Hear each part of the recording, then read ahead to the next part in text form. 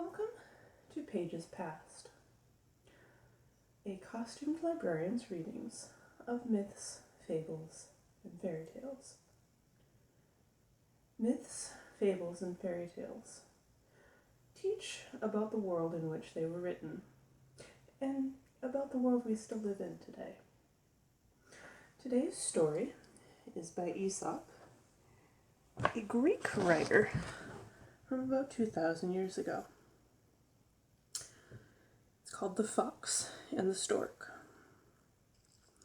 A fox was jealous of his neighbor the stork for her elegance and grace.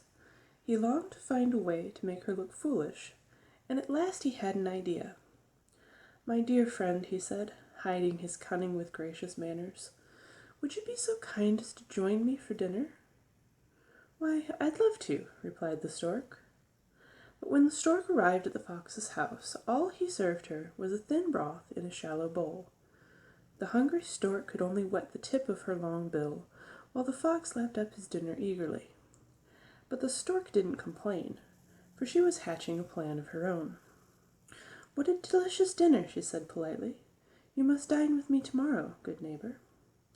When the fox arrived at the stork's house the next day, he smelled a delicious fish soup. He licked his lips eagerly.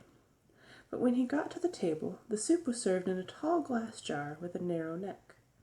With her long bill, the stork drank her soup easily, but the fox could only lick a few drops from around the neck of the jar.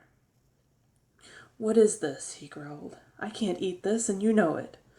"My dear friend," replied the stork calmly, "I'm sure you will enjoy this dinner just as much as I enjoyed the one you served me."